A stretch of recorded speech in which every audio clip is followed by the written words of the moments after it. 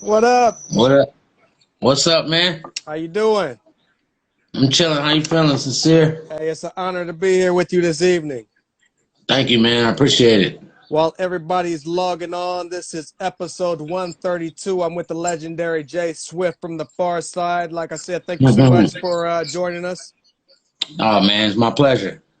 We're going to do a little history lesson to catch up with you. We're going to go all the way back and then work our way up to your current projects. If you can go ahead and tell us where you were born and raised.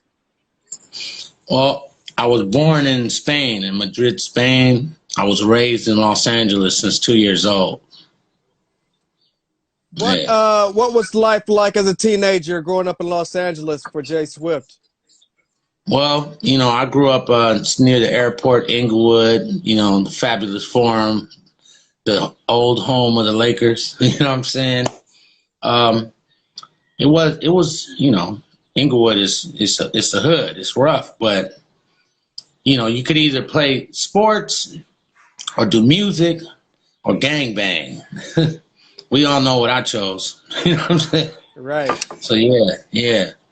I've been playing music since I was a kid. My dad was a musician, and he started teaching me theory like when I was 5. I started playing the piano when I was 6, and grew up with the hip hop. I was already I was born in 71, so by the time I was like 12, 13, only outlet we had was AM 1580 K-Day to listen to all the New York the greats, and so I just gravitated towards the culture. I mean, like Marley Marl, which I consider the greatest hip hop producer of all time. I mean, you can argue. I mean, I love, I know the greats. I love Dre, you know what I'm saying, and all this stuff. But there's many others. I love KRS-One. I met him years ago, and I had the pleasure of getting to know him and doing some shows with him and stuff. And I just, that standard of that New York hip hop, it was like it put the bar, I set the bar high. And I just would hang out. I had a manager who, he saw that I had talent. I produced my first record when I was 16. It was, the New Jack scene. But the New Jack situation, it was like Teddy Riley. It was like, I love Teddy Riley, Right. Like he's undeniable. But I just had to find my own voice. So early on, I met Slim Kid Trey when I was 15, hanging out with this guy, Robert Tillis, a.k.a. Black Genie. And then he was a dancer. They would dance behind like Candyman. You know what I mean? And like on they were like the fly guys on Living Color. But we all started hanging out, and then I met Fat Lip like when I was 17. I saw him at a showcase at the Total Experience on Crenshaw. Anybody who knows about Crenshaw, if you was back there, you know about the Total Experience. And so, we all just started riding around. My brother had a van, and I had an apartment by that time because I was making, it was good money in what I was doing as far as doing these productions, but a lot of them was like write-offs. It's like there was so much, the market was flooded. Like Teddy Riley he controlled the board. So, I've honed up my skills since 16, all the way up until we were 19. I was 19 and we got our record deal. I just had graduated high school, and we were hanging out in my apartment. Like that's what we did. Like they came over. It's almost like they came over and we all hung out, made some music, and then they never left. Can we? We were just a crew. Yeah. Can we take it back just a little bit? Who was Reggie Andrews? Okay, Reggie Andrews. He was a teacher at Locke High School. But my sister auditioned for him. He was a producer from Motown.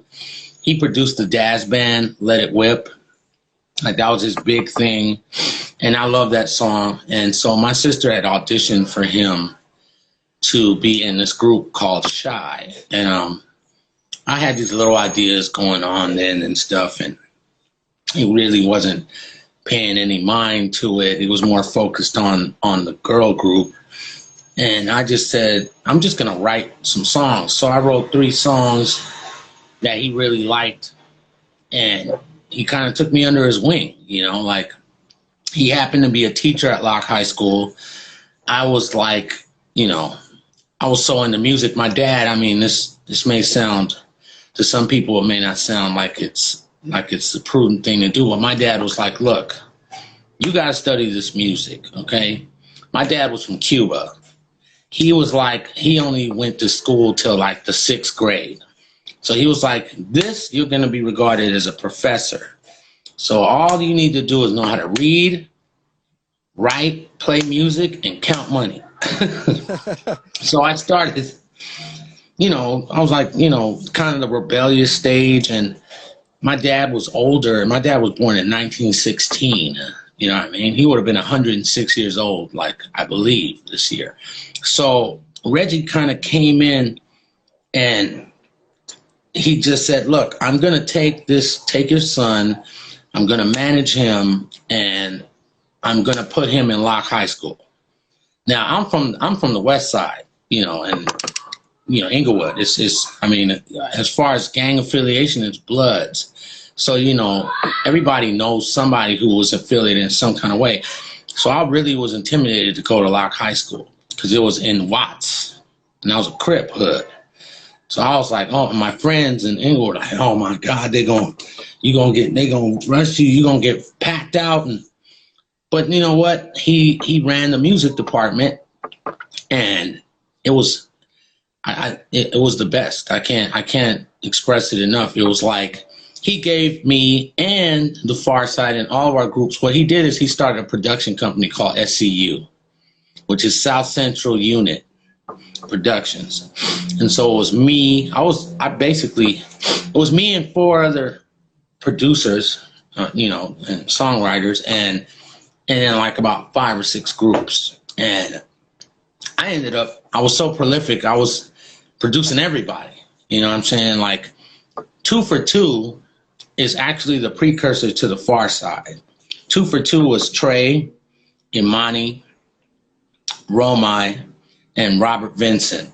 So they would dance for people and stuff. And I started producing them and developing them. When we met Fat Lip, it just was like, that was the key to the puzzle. You know what I mean?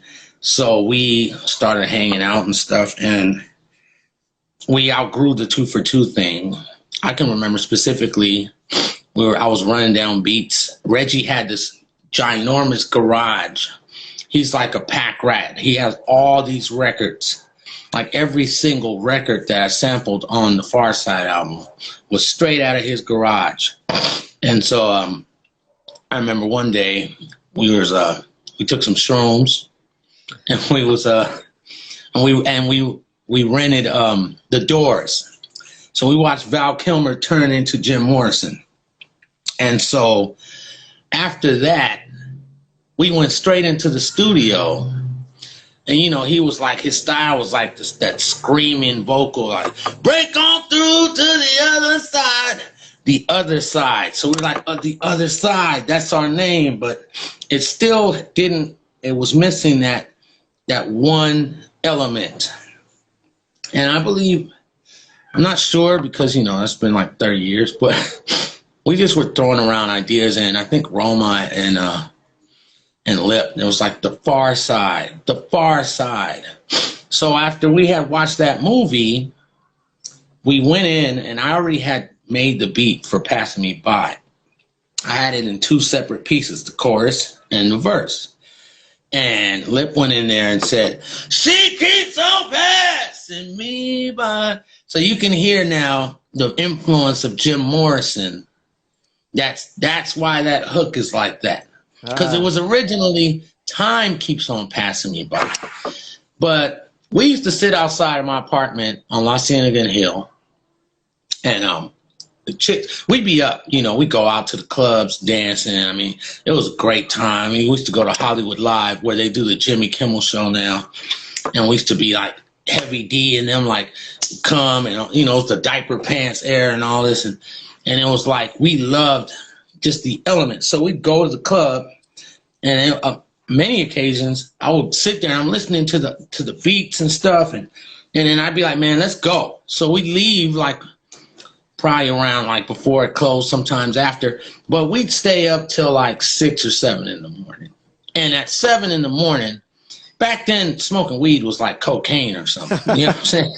So he was like, we'd be sitting and all the chicks would be walking, you know, the high school chicks, you know, my cats, they a little older than me, but we would try to holler and they would just pass us by.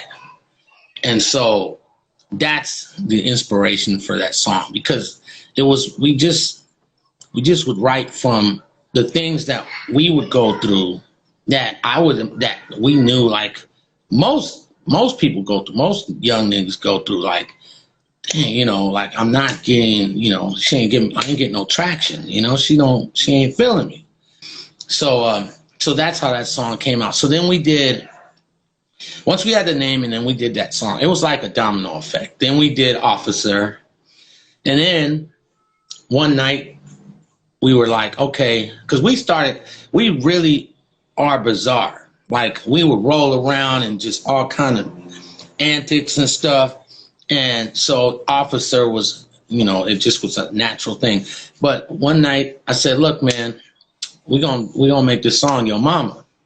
You know what I'm saying? We're going to just, and Buckwheat was there, by the way, because he went to Locke High School with me and along with Tula Deja Peace from Freestyle Fellowship.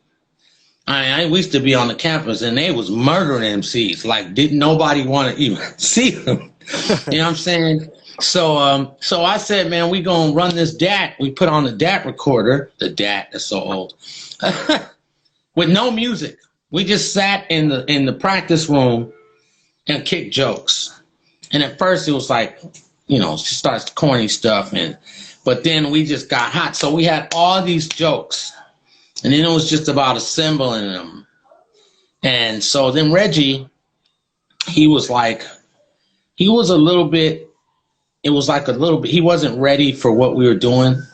And so, but he would take us to these meetings. And I remember he took us to meet with, what's that guy from American Idol?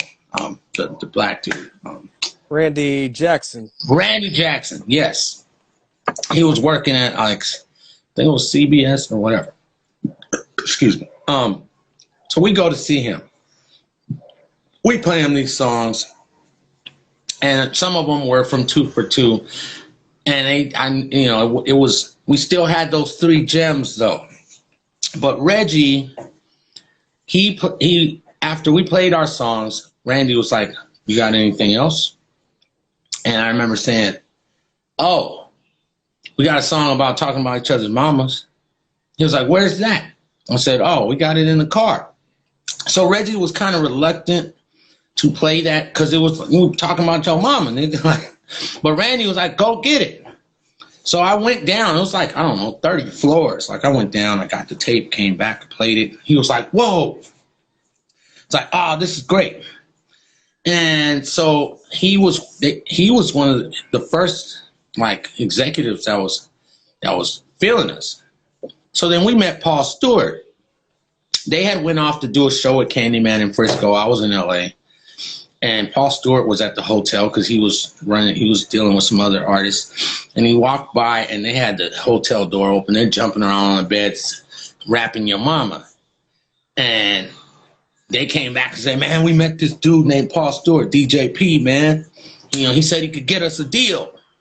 So he came over and he met Reggie and then he started, and then it was like suddenly it was like a bidding war. It was like Tommy Boy, it was like Delicious, it was CBS. It's like, well, we ultimately decided to roll with Mike Ross because I was, you know, West Coast, you know, like people, I'm sure they know, especially the heads, you know what I'm saying?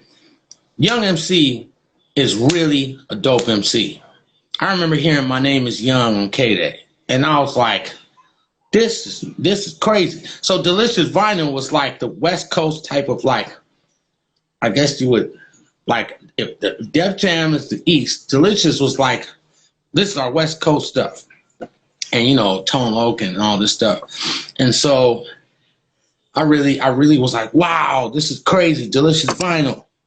We went and met with them, and they were cool, and it was like really exciting. But the one thing they wanted is they were like, well, we're really into this. We really want to make this record, but we want the publishing on the first album. And I was like this. Let's go. And that, you know, my boys, I was like, we can't do that. I had just been in a writer's deal with Reggie. That's the SCU. He got funded by Rondor, which is A&M Records publishing arm, so that he could do this program to help inner city kids develop their music. I mean, I can't tell you. It's like everybody at Locke High School on the campus, like, oh, that's Reggie's godson. Like, he really was like a father. I mean, he took over. My father had diabetes. He had already had one of his legs amputated below the knee, and my dad couldn't go any further with my instructions. So what happened is, so I was like, no. So I remember that's when we really started hitting the clubs, and we really found our voice. Like, I was just cutting beats like, you know, like it's been since. And I remember he went to this club called Guadalupe. He was like, man, and you know, it was looking like, you know, Paul was dealing with the stuff. It was looking like we were gonna either be Tommy Boy or something. But Mike was like, dude, I want to do this record, man. Come on. I was like, we're not giving you the publishing. I just got out of a writer's deal. And he was like, fuck, all right, man, dude. And then, so we started doing the album, and we recorded for like 8 months, and then it came out in 1992. At what point did you guys get with the Brand New Heavies? Oh, good question. So we decided we were going to roll with Delicious. So the contracts, when they did the contracts and everything, I negotiated my fee to produce the album. They wanted me to sign with the label. I decided not to sign with the label because I knew Fat House was my ambition was that. Not to mention, my lane was I'm producing, and I'm a singer, and I'm a pianist, and I'm a beat breaker. So he said, man, I got this compilation we're doing with the Brand New Heavies, and so he gave us copies, and we heard it, and I said, let's do I said, we want to do a song called Soul Flower, and he said, okay, and so I sampled. It was a cassette. I sampled a cassette of that song on the Brand New Heavies. It was a heavy rhyme experience. It was a compilation. It was a song that they did on the compilation for Delicious. I sampled it, and then I used that old break, that 45 King. I sampled, you know, off 45 King, like, and it was just like a match. It was a match made. And, you know, I was always into James Brown, like who wasn't, you know. But it was like Soul Flower, you know. We just had fun. And I remember when we was doing the mix, because Mike Ross would be like, I'd be like, nigga, we want weed. Because for the 3 years before that, I was making money producing, and I was investing it in my band. Because it was just too much fun. But somebody had to pay for the food and weed. I mean, they contributed some, but it was really on the backs of what I was doing with, you know, my homeboy, shout out to LAJ. Like, he was at SCU also. He was working on the Good Girls. And so he, you know, basically we did Soul Flower. And after we did that, it was like, okay, this is it. Like, he was over the moon. He said, what do y'all need at the studio? I need an ounce of weed, nigga. Like so fast. So when we did the mix, I remember he left for a while because I really learned so much about producing from Mike Ross, because he knew to step back and let me get down with them. I remember he came back and I was like this on the board. I mean, the weed was so strong, I was just like this. And he was like, and it's booming. Boom. And he was like, I said, yeah, man, it sounds dope, don't it? And he was, and then I was like, I remember that pivotal moment only because I curtailed my amount of smoking. Because, like, there's certain things in that mix that I would have done differently. And I realized, like, I put the fear of God into myself, and we all did, really, because all I wanted to do was get a song on K-Day. I mean, it was like, I would have been enough, you know. But to be charged with doing this album, and I just was like, we ain't having no album fillers. It's the thing about the 90s. Like, everybody, it's like it was symbiotic. We could feel each other. Like, you know, like, I remember when Pete Rock and CL Smooth came out with All Sold Out. We planned a trip to a cabin in Arrowhead. We bought all these different CDs and stuff. That shit blew my wig back. My wig was hanging by a little thin piece of skin. Like, you know, and it was like, whoa, the whole shit was solid. And then, so I was like, the bar, it's like, I don't like albums that just have 2 or 3 cuts. And hip hop was still finding its way, but all the stuff that I listened to, like KRS, like Public Enemy, like, you know, it was like that shit was banging from beginning to end. I couldn't have it any other way. And so, yeah, we just got in the studio and we had the luxury of being at Hollywood Sound and recording at Paramount on Santa Monica Boulevard. And I'll never forget it, man. It was an incredible experience. What kind of conversations did you guys have going into that album? What was the topics going to be like? What was the chemistry like? What kind of thought process was going into that album before you recorded it? Oh, man, we would do like how I used to do at SCU.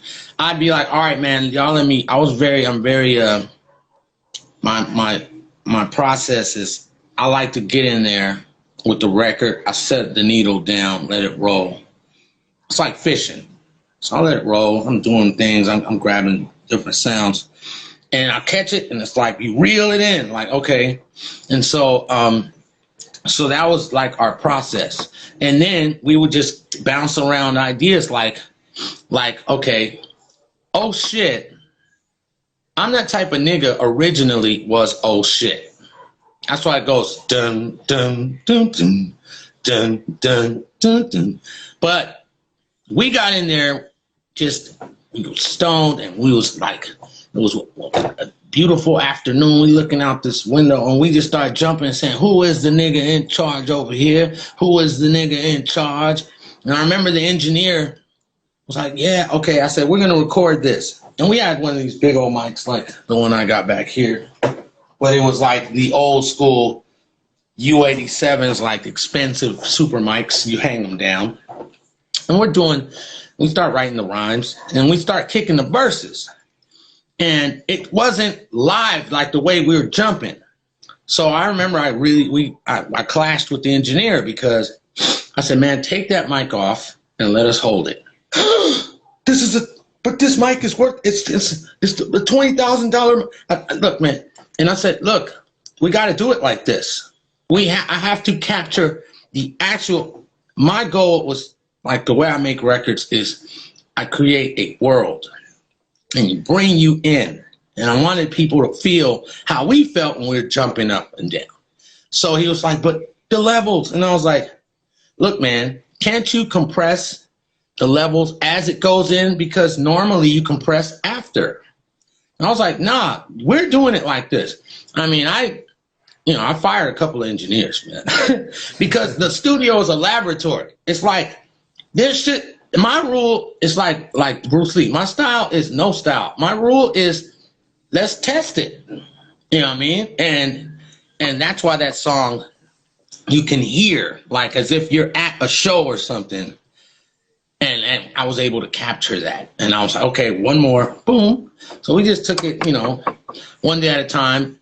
It was like, we're not just going to try to target, we're going to do this kind of song or that kind of song. We're going to get in here. I'm going to give y'all a beat. and let's see what we get out of it. Sometimes it would be like that song. It was like, so when we did that song and it became I'm That Type of Nigga, we went on and did the rest of the album we did on the DL. For Better or For Worse, that was a special one for me because I've been told by a couple of my contemporaries that I introduced the Rhodes to hip hop. And I mean, that's a humbling thing. But I mean, I was listening to Tribe Called Quest when I was in my senior year at high school. And what people don't understand is Bonita Applebum is the Rhodes. You know what I'm saying? So we kind of, it's like we had this connection. So I had a Fender Rhodes, and I wrote the chords.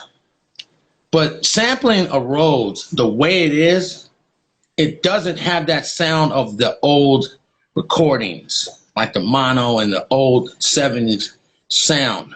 So what I did is I got one of those little, remember those recorders that with the cassette? I put it in and I put it on the floor and I recorded.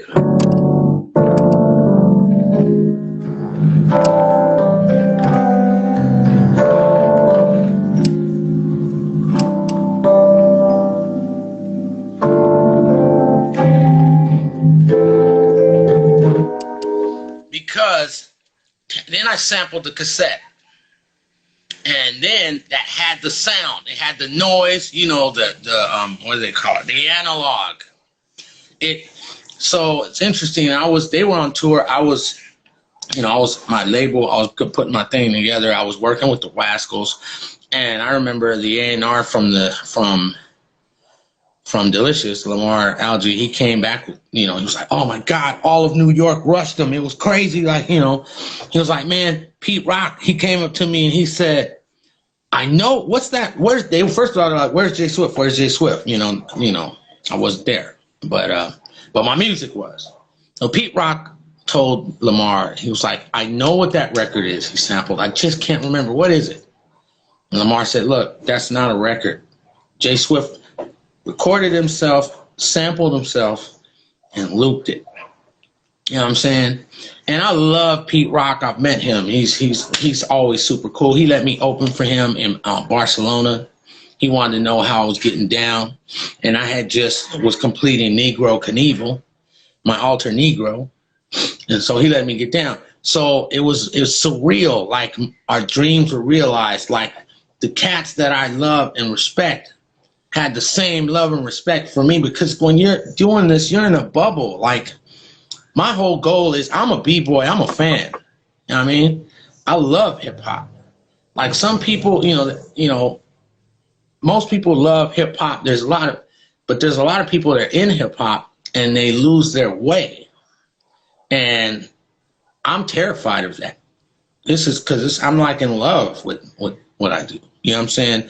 So having somebody like them, like shout out to Evil D, you know what I'm saying? I'm at Premiere. It's like they gave me Q-Tip, all them. It's like the 90s was like that. Everybody was, oh shit, like Black Moon's whole album was like bam. Our whole album was like front to end, bam.